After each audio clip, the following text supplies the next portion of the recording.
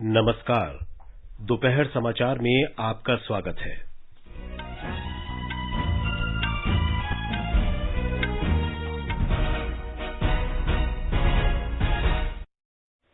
पश्चिम बंगाल के जलपाईगुड़ी में अचानक आई बाढ़ से 8 लोगों की मौत। प्रधानमंत्री नरेंद्र मोदी ने दुर्घटना पर दुख व्यक्त किया। मृतकों के परिजनों को 2-2 लाख रुपए की अनुग्रह राशि की घोषणा। केरल सड़क दुर्घटना पर केरल उच्च न्यायालय ने स्वतः संज्ञान लेते हुए कार्रवाई शुरू की। उत्तराखंड में हिमस्खलन की चपेट में आए 29 पर्वतारोहियों के बचाव अभियान में हाई अल्टीट्यूड वारफेयर स्कूल के विशेषज्ञों की टीम शामिल हुई। विदेश मंत्री डॉक्टर सुब्रमण्यम जयशंकर ने न्यूजीलैंड के विदेश मंत्री नानैया महतवा के साथ वार्ता की। कोविड उपायों से प्रभावित भारतीय छात्रों की वीजा प्रक्रिया तेज करने का आग्रह किया। राष्ट्रीय महिला आयोग ने राष्ट्रपति द्रौपदी मुर्मू के प्रति अभद्र टिप्पणी के लिए कांग्रेस नेता उदित राज को नोटिस भेजा, क्षमा मांगने को कहा। उत्तर कोरिया ने जापान के समुद्र में फिर से बैलिस्टिक मिसाइलों का परीक्षण किया। और क्रिकेट में भारत और दक्षिण अफ्रीका के बीच लखनऊ में पहले एकदिवसीय मैच में बारिश के कारण देरी।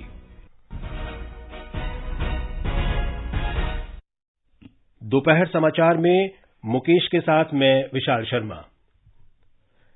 पश्चिम बंगाल के जलपाईगुड़ी जिले में कल रात माल नदी का जलस्तर अचानक बढ़ जाने से माल बाजार में 8 लोगों की मृत्यु हो गई और कई लोग लापता हैं। ये हादसा मां दुर्गा की प्रतिमाओं के विसर्जन के दौरान हुआ। अधिकारियों ने कहा है कि कई लोगों के लापता होने की वजह से मृतकों की संख्या और अधिक हो सकती है। रात करीब 8:30 बजे लोग मूर्ति विसर्जन के लिए माल नदी में प्रवेश कर गए। उन्हें नदी का जलस्तर बढ़ जाने का पता नहीं चला। कई लोग नदी में बह गए। सूत्रों ने बताया है कि घायलों को माल बाजार सुपर स्पेशलिटी अस्पताल में भर्ती कराया गया है। प्रत्यक्षदर्शियों ने आरोप लगाया है कि ये दुर्घटना स्थल पर कोई बचाव दल मौजूद नहीं था। राष्ट्रीय आपदा मोचन बल और नागरिक सहायता विभाग के कर्मचारियों को बचाव कार्यों में लगाया गया है। प्रधानमंत्री नरेंद्र मोदी ने दुर्घटना में लोगों की मृत्यु पर दुख व्यक्त किया है। प्रत्येक मृतक के निकटतम परिजन को 2-2 लाख रुपए और प्रत्येक घायल हुए को 50-50 हजार रुपए की अनुग्रह राशि देने की घोषणा की गई है। केरल उच्च न्यायालय ने पलक्कड़ जिले में वेडक्कनचेरी में हुई बस दुर्घटना पर स्वतः कार्रवाई शुरू कर दी है। न्यायमूर्ति अनिल के नरेंद्रन और न्यायमूर्ति पीजी अजीत कुमार की खंडपीठ ने पुलिस और मोटर वाहन विभाग से दुर्घटना के बारे में रिपोर्ट दाखिल करने को कहा है। खंडपीठ ने जवाब मांगा है कि दुर्घटनाग्रस्त टूरिस्ट बस में प्रतिबंधित फ्लैश लाइटें और तेज आवाज में म्यूजिक सिस्टम चलाने की अनुमति कैसे दी गई। स्कूली बच्चों को लेकर एर्नाकुलम से ऊटी जा रही ये बस केरल राज्य सड़क परिवहन निगम की बस के पीछे से टकराकर उलट गई। इस दुर्घटना में 9 व्यक्तियों की मृत्यु हो गई। मृतकों में 1 शिक्षक और 5 स्कूली बच्चे थे। इस हादसे में 60 लोग घायल हो गए हैं। राष्ट्रपति द्रौपदी मुर्मू ने केरल के पलक्कड़ हादसे में लोगों की मौत पर दुख व्यक्त किया है। ट्वीट संदेश में उन्होंने इस घटना को दिल दहला देने वाली त्रासदी बताया है। उन्होंने घायलों के शीघ्र स्वस्थ होने की कामना की है। प्रधानमंत्री नरेंद्र मोदी ने भी इस हादसे में लोगों की मौत पर दुख व्यक्त किया है। उन्होंने घायलों के शीघ्र स्वस्थ होने की कामना की है। प्रधानमंत्री ने प्रत्येक मृतक के परिजन को प्रधानमंत्री राष्ट्रीय राहत कोष से 2-2 लाख तथा घायलों को 50-50 हजार रुपए अनुग्रह राशि देने की घोषणा की है। उत्तराखंड की द्रौपदी डांडा 2 पर्वतीय चोटी पर फंसे 29 पर्वतारोहियों को सुरक्षित निकालने के अभियान में हाई अल्टीट्यूड वारफेयर स्कूल के विशेषज्ञों का दल भी शामिल हो गया है। ये पर्वतारोही मंगलवार को हिमस्खलन के बाद फंस गए थे। राज्य आपदा कार्रवाई बल, भारत तिब्बत सीमा पुलिस और नेहरू पर्वतारोहण संस्थान पहले ही राहत कार्यों में लगे हैं। इस बीच भारतीय वायुसेना ने बताया है कि 2 हेलीकॉप्टरों की मदद से करीब 12,000 फुट की ऊंचाई पर बने आधार शिविर में फंसे कई पर्वतारोहियों को सुरक्षित निकाला गया है। हिमस्खलन में 9 पर्वतारोहियों की मृत्यु हुई है और कई लापता हैं। भारतीय जनता पार्टी ने राष्ट्रपति द्रौपदी मुर्मू के प्रति आपत्तिजनक ट्वीट के लिए कांग्रेस की कड़ी आलोचना की है। पार्टी प्रवक्ता संबित पात्रा ने कहा कि राष्ट्रपति के बारे में कांग्रेसी नेता उदित राज द्वारा प्रयोग किए गए शब्द दुर्भाग्यपूर्ण हैं। जिस प्रकार के शब्दों का प्रयोग उन्होंने महामहिम राष्ट्रपति आदरणीय द्रौपदी मुर्मू जी के लिए किया है, वो चिंताजनक और दुखद है, अशोभनीय है। और कोई पहली बार कांग्रेस पार्टी ने इस प्रकार के शब्दों का प्रयोग महामहिम राष्ट्रपति जी के लिए किया हो, ऐसा भी नहीं है। कांग्रेस पार्टी एक आदिवासी, एक महिला और जिन्होंने संघर्ष करके देश के सर्वोच्च पद तक पहुंचा है, उनके खिलाफ इस प्रकार के शब्दों का प्रयोग बार बार कर रही है। ये कहीं न कहीं कांग्रेस पार्टी की मानसिकता को दर्शाता है। भाजपा के एक अन्य प्रवक्ता गुरु प्रकाश ने कहा है कि कांग्रेस के राष्ट्रीय प्रवक्ता ने राष्ट्रपति पद पर पहुंची देश की जनजातीय समुदाय की पहली महिला के बारे में जिस तरह की भाषा का प्रयोग किया है, वो माफी के लायक नहीं है। इस बीच राष्ट्रपति द्रौपदी मुर्मू के बारे में कांग्रेस नेता उदित राज के बयान पर राष्ट्रीय महिला आयोग ने नोटिस भेजा है और उनसे क्षमा मांगने को भी कहा है। विदेश मंत्री डॉक्टर सुब्रमण्यम जयशंकर ने कहा है कि उपनिवेशवाद के बाद के दौर में अधिक निष्पक्ष और समानता पर आधारित व्यवस्था कायम करने में भारत और न्यूजीलैंड की विशेष भूमिका है। उन्होंने कहा कि इससे विश्व के अधिकांश भागों में समृद्धि और स्थिरता आएगी। ऑकलैंड में न्यूजीलैंड के विदेश मंत्री के साथ संयुक्त संवाददाता सम्मेलन में डॉक्टर जयशंकर ने कहा कि दोनों देशों को कारोबार, शिक्षा, प्रौद्योगिकी, डिजिटल वर्ल्ड, कृषि व्यापार, प्रतिभा और सबसे ज्यादा लोगों के बीच संपर्क मजबूत बनाने पर विशेष ध्यान देना चाहिए। In terms of our meeting today, obviously a large part of our conversation went to strengthening our bilateral relationship, and the sum and substance of it was really an understanding that we should play to each other's strengths, which specifically meant business, education, technology, digital world, agricultural trade, talent, and most of all, people-to-people connect, because that's विदेश मंत्री ने Covid उपायों के कारण प्रभावित भारतीय छात्रों के मुद्दे पर भी चर्चा की और न्यूजीलैंड में पढ़ने के इच्छुक छात्रों को वीजा देने की प्रक्रिया तेज करने का आग्रह किया। डॉक्टर जयशंकर आज न्यूजीलैंड की प्रधानमंत्री जेसिंडा आर्डर्न के साथ न्यूजीलैंड में भारतीय समुदाय के लोगों को उनकी विशेष उपलब्धियों पर सम्मानित करने के कार्यक्रम में शामिल होंगे। न्यूजीलैंड में आजादी का अमृत महोत्सव के सिलसिले में दोनों नेता विशेष डाक टिकट इंडिया एट 75 जारी करेंगे।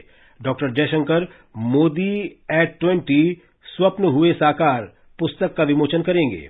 इस अवसर पर सिख समुदाय के साथ प्रधानमंत्री नरेंद्र मोदी के विशेष संबंध को दर्शाने वाली पुस्तक heartfelt the legacy of faith का भी विमोचन करेंगे। विदेश राज्य मंत्री वी मुरलीधरन आज से अमेरिका यात्रा पर जा रहे हैं। श्री मुरलीधरन न्यूयॉर्क में संयुक्त राष्ट्र सुरक्षा परिषद की अफ्रीका में शांति और सुरक्षा, सशस्त्र गुटों और आतंकवादियों को प्राकृतिक संसाधनों की तस्करी के जरिए फंड उपलब्ध कराने के खिलाफ संघर्ष तेज करने के बारे में उच्च स्तरीय वार्ता में भाग लेंगे। श्री मुरलीधरन भारत संयुक्त राष्ट्र विकास भागीदारी की 5वीं वर्षगांठ के सिलसिले में आयोजित कार्यक्रम में भी हिस्सा लेंगे। ये भागीदारी 2017 में 15 करोड़ अमेरिकी डॉलर के कोर्स से शुरू की गई थी। भारत ने म्यांमार में नौकरियां पाने के लिए फर्जी नियोक्ताओं के झांसे में फंसे 45 भारतीय नागरिकों को छुड़वाया है। विदेश मंत्रालय के प्रवक्ता अरिंदम बागची ने एक ट्वीट में ये जानकारी दी। इन 45 भारतीयों में से 13 लोग कल तमिलनाडु पहुंचे। श्री बागची ने बताया कि फर्जी नियोक्ताओं के चंगुल से छुड़ाए गए कुछ और भारतीय म्यांमार प्रशासन की हिरासत में हैं और उनकी वापसी के लिए कानूनी प्रक्रिया आरंभ कर दी गई है। ये समाचार हमारी वेबसाइट newsonair.com/hindi और हमारे mobile app news on AIR पर भी उपलब्ध हैं। सुनो ना, हाँ? सोच रहा हूँ अपना बिजनेस क्यों न बढ़ा लूं। तो रोका किसने है? हाँ? रोका तो किसी ने नहीं, पर समझ नहीं आ रहा कि मदद किससे मांगूं। मुझसे। तुमसे? तो अच्छा बताओ फिर। आकाशवाणी है ना, मैंने सुना है उसका नेटवर्क देश भर में फैला है। पर उससे मेरा क्या फायदा? देखो, फायदा है, जिस शहर में चाहो विज्ञापन की मदद से उपभोक्ताओं तक पहुंच जाओ। पर अब ये भी तो बता दो कि आकाशवाणी से संपर्क कैसे करूं? बहुत आसान है, मैं बताती हूँ। नंबर नोट करो, 870-001-4242। ओ 870-001-4242। हाँ। लो अभी फोन लगाता हूँ 870-001-4242 पर।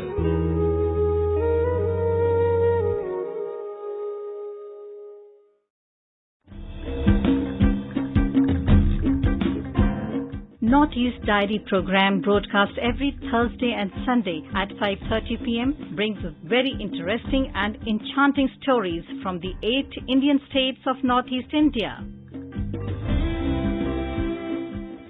Northeast Diary this week, the 6th of October 2022, brings an exclusive interview with Faiba Cooper, who was recently awarded the Crystal Gale Memorial Award 2022 for excellence in visual arts in Meghalaya. Looking forward to see you there.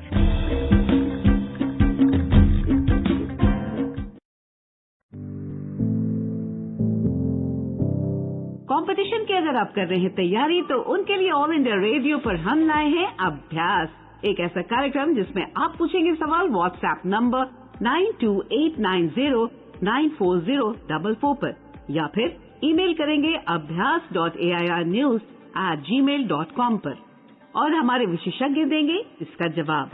आपका अभ्यास, हमारा प्रयास।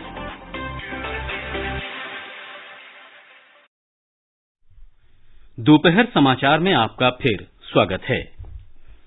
विधि और न्याय मंत्री किरेन रिजिजू ने कहा है कि सरकार जन प्रतिनिधित्व अधिनियम में संशोधन के माध्यम से बड़े चुनावी सुधार के लिए निर्वाचन आयोग के साथ विचार विमर्श कर रहा है।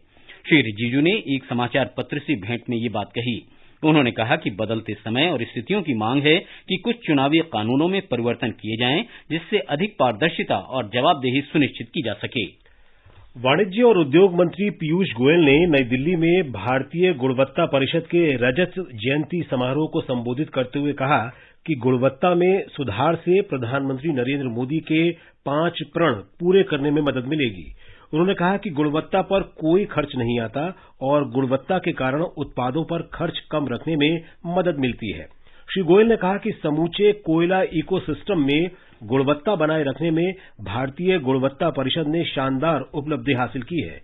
उन्होंने कहा कि गुणवत्ता सुधार से एक जिला एक उत्पाद पहल में महत्वपूर्ण योगदान मिला है। कांग्रेस की अंतरिम अध्यक्ष सोनिया गांधी आज कर्नाटक के मांड्या जिले में बेल्लूरू के पास भारत जोड़ो यात्रा में शामिल हुईं। पूर्व मुख्यमंत्री सिद्धरमैया, कर्नाटक प्रदेश कांग्रेस अध्यक्ष डीके शिवकुमार और पार्टी के कई वरिष्ठ नेता यात्रा में शामिल हुए।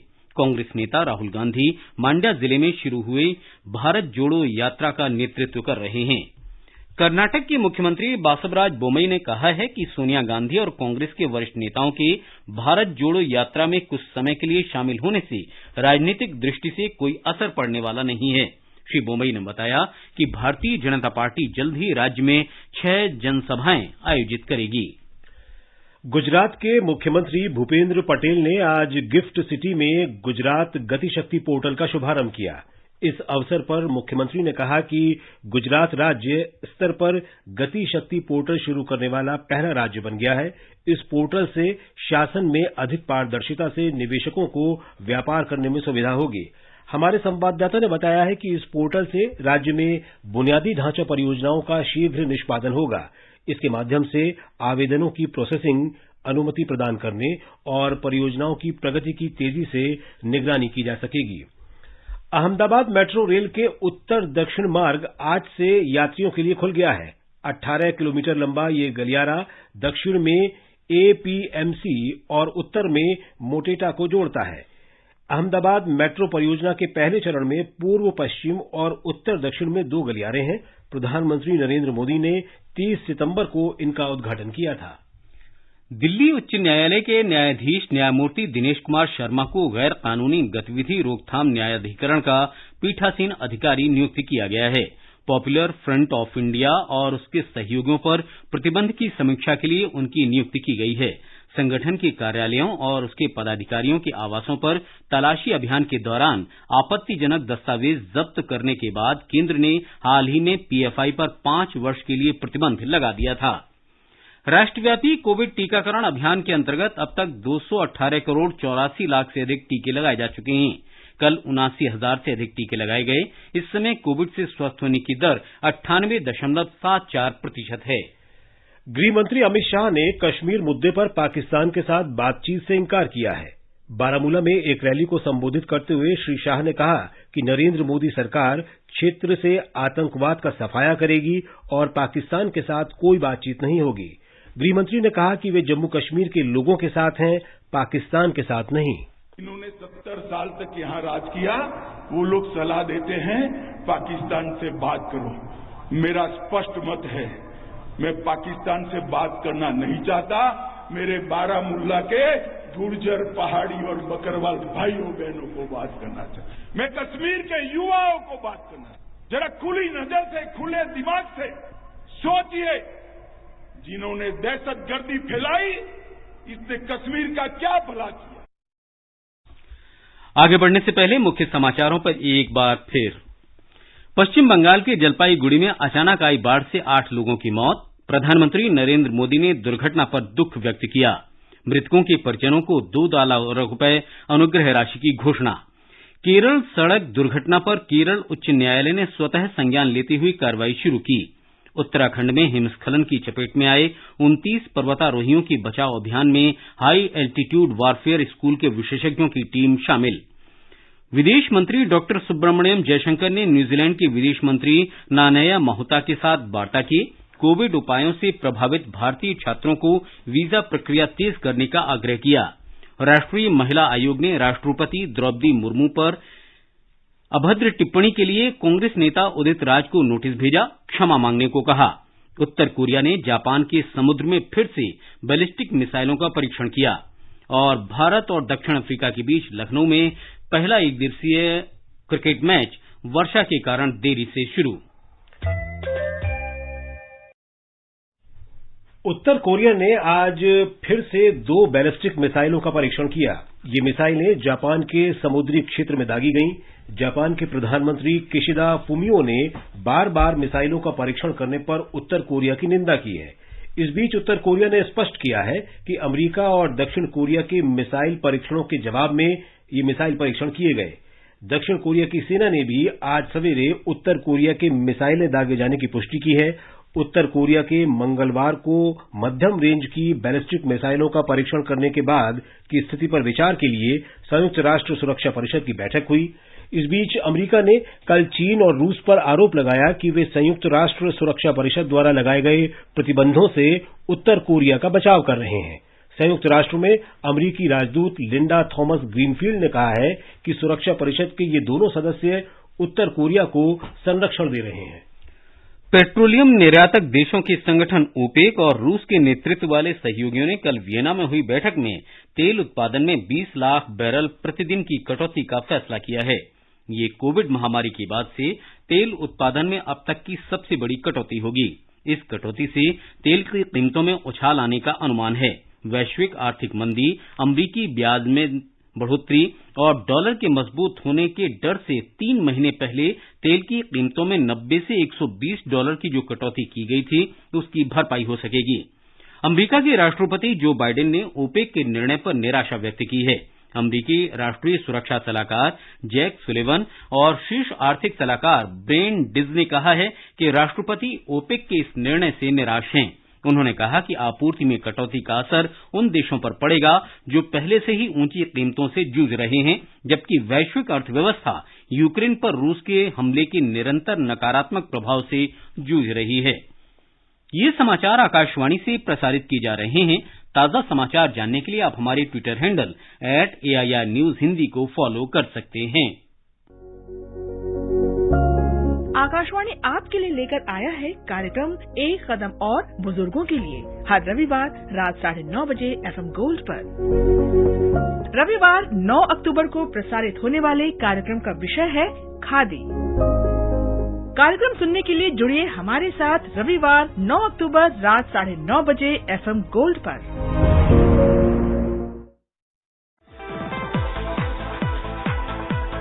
न्यू इंडिया समाचार, नए भारत का संकल्प, सबका साथ, सबका विकास, सबका विश्वास और सबका प्रयास। समाज में गरीब और कमजोर तबकों के लिए सरकार की चल रही कल्याणकारी योजनाओं और कार्यक्रमों से जुड़ी जानकारी पाएं। सरकार के इन कदमों के बारे में जानें और लाभ उठाएं। आकाशवाणी पर अब सुनिए जन कल्याण के सरोकार दोपहर 3 बजे से हर शनिवार। सुनिए न्यू इंडिया समाचार आकाशवाणी के साथ।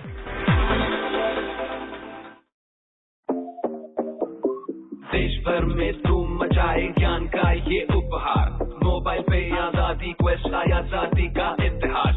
डाउनलोड कर रे आजादी क्वेस्ट, खेलो जीतो ढेरों इनाम। मौका पाए जुड़ने का रेडियो और डीडी के साथ। सिर्फ खेल नहीं उत्सव है, आजादी का अमृत महोत्सव है, आजादी का अमृत महोत्सव है। डाउनलोड करें आजादी क्वेस्ट ऐप और पाएं ढेरों इनाम। ये आकाशवाणी है। भारत का सबसे बड़ा लोक सेवा प्रसारक आकाशवाणी समाचार आजाद भारत की बात आकाशवाणी के साथ श्रृंखला में स्वतंत्रता के 75 वर्ष पूरे होने का उत्सव मना रहा है। इस कार्यक्रम में आकाशवाणी के माध्यम से जीवन के विभिन्न क्षेत्रों में स्वतंत्रता के बाद भारत की विकास यात्रा के बारे में जानकारी प्रदान की जाती है। आज की कड़ी में हम ला रहे हैं भारत में हिंदी सिनेमा के सफर की कहानी।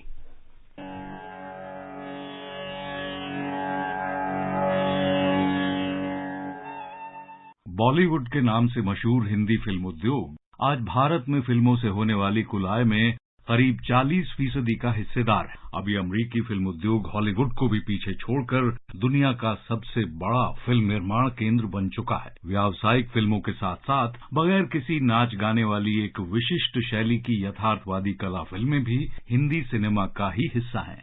बॉम्बे और हॉलीवुड के मेल से बना शब्द बॉलीवुड तब अंतर्राष्ट्रीय चर्चा में आया जब 1957 में महबूब खान की फिल्म मदर इंडिया सर्वश्रेष्ठ विदेशी भाषा फिल्म के तौर पर अकादमी पुरस्कार के लिए नामांकित होने वाली पहली भारतीय फिल्म बन गई। 50 और 60 के दशक में बनाई गई अनेक हिंदी फिल्मों में सामाजिक मुद्दों को उठाया गया और उनका संगीत भी लोगों की जुबान पर चढ़ गया। वो दिलीप कुमार, देवानंद और राज कपूर जैसे सितारों का जमाना।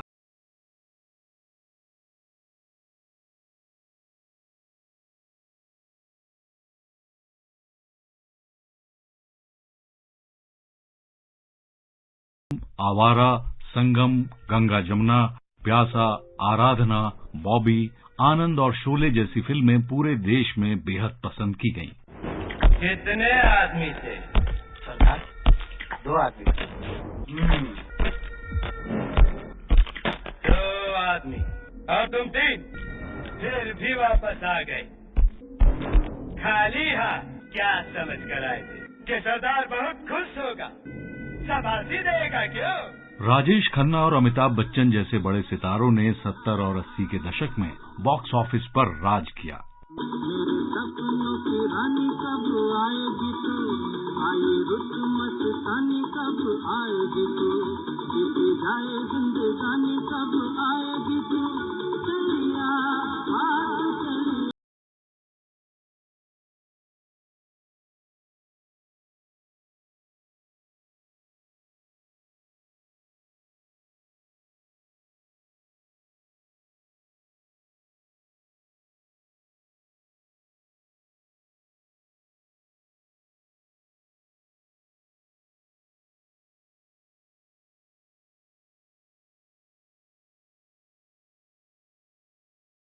वैजयंती माला, मीना कुमारी, हेमा मालिनी और श्रीदेवी जैसी अभिनेत्रियों का जादू भी सबके सर चढ़कर बोला। के आसिफ, बी.आर. चोपड़ा, राज कपूर, गुरुदत्त, ऋषिकेश मुखर्जी, बासु चटर्जी, यश चोपड़ा, मनमोहन देसाई, सुभाष घई, मीरा नायर और आशुतोष गोवारिकर जैसे महान फिल्म निर्माताओं ने हिंदी सिनेमा को अंतर्राष्ट्रीय पहचान दी। नौशाद, एस.डी. बर्मन, लक्ष्मीकांत प्यारेलाल, शंकर जयकिशन, आर.डी. बर्मन और ए.आर. रहमान जैसे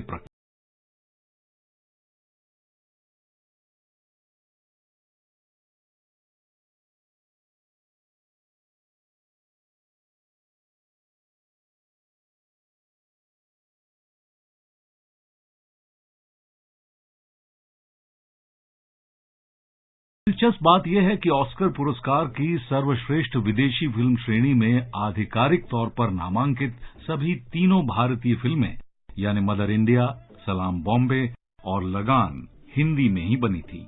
आकाशवाणी ने भी फिल्म संगीत को लोकप्रिय बनाने में अपनी शानदार भूमिका निभाई। कल हम आपको देश की दूसरी सबसे बड़ी फिल्म इंडस्ट्री तेलुगु सिनेमा की कहानी सुनाएंगे।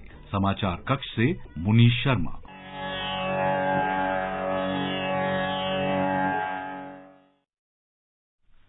लखनऊ में वर्षा के कारण भारत और दक्षिण अफ्रीका के बीच 3 एकदिवसीय क्रिकेट मैचों की श्रृंखला के पहले मैच के लिए टॉस अभी तक नहीं हो सका है। भारतीय क्रिकेट कंट्रोल बोर्ड के अनुसार वर्षा तेज होने के कारण मैच आधे घंटे की देरी से शुरू कराने का निर्णय लिया गया था। गुजरात में राष्ट्रीय खेलों में महिला सिंगल्स बैडमिंटन में आज आकर्षी कश्यप ने मालविका बंसोड को हराकर स्वर्ण पदक जीत लिया।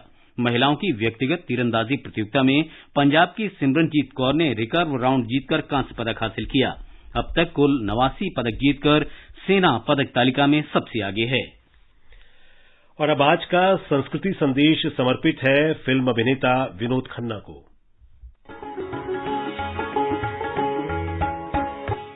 विनोद खन्ना का जन्म 6 अक्टूबर 1946 को पेशावर में हुआ था, जो अब पाकिस्तान में है। 1947 में देश के बंटवारे के बाद इनका परिवार मुंबई आ गया। विनोद खन्ना ने अपने फिल्मी करियर की शुरुआत सुनील दत्त की फिल्म मन का मीत से की। इस फिल्म में उन्हें विलेन का किरदार दिया गया था। 1968 से 1971 के बीच रिलीज हुई पूरब और पश्चिम, सच्चा झूठा, आन मिलो सजना, मस्ताना और मेरा गांव मेरा देश फिल्मों में निभाए इनके नकारात्मक किरदार लोग कभी नहीं भूल।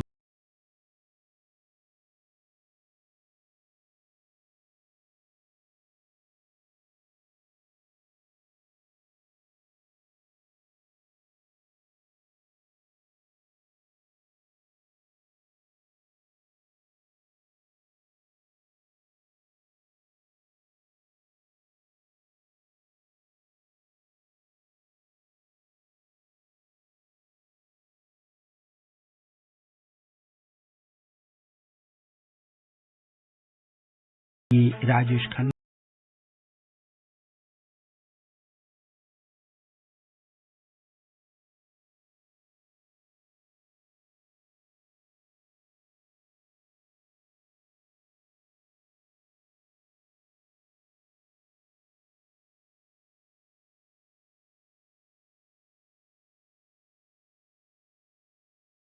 विनोद खन्ना को उनके अभिनय के लिए लोगों के प्यार के साथ साथ कई बड़े पुरस्कार भी मिले।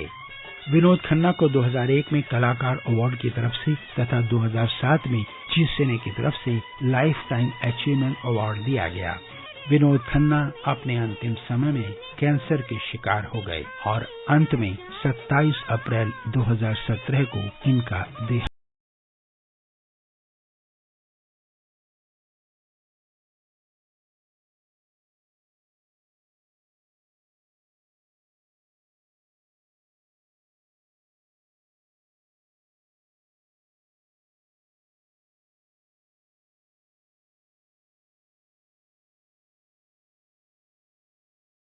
उत्तराखंड में केदारनाथ और यमुनोत्री के कपाट इस महीने की 27 तारीख को भाई दूज के दिन बंद कर दिए जाएंगे, जबकि गंगोत्री के कपाट इस महीने की 26 तारीख को गोवर्धन पूजा के दिन बंद होंगे। बद्रीनाथ धाम के कपाट अगले महीने की 19 तारीख को सर्दियों के लिए बंद कर दिए जाएंगे। भारत विश्व में चीनी का सबसे बड़ा उत्पादक और दूसरा सबसे बड़ा निर्यातक देश बन गया है। देश में वर्ष 2021-22 के चीनी मौसम के दौरान 5,000 लाख मीट्रिक टन से अधिक गन्ने का उत्पादन हुआ। चीनी के रिकॉर्ड निर्यात से देश ने 40,000 करोड़ रुपए की विदेशी मुद्रा प्राप्त की है। और अब अंत में मुख्य समाचार एक बार फिर। पश्चिम बंगाल के जलपाईगुड़ी में अचानक आई बाढ़ से 8 लोगों की मौत। प्रधानमंत्री नरेंद्र मोदी ने दुर्घटना पर दुख व्यक्त किया। मृतकों के परिजनों को 2-2 लाख रुपए की अनुग्रह राशि देने की घोषणा।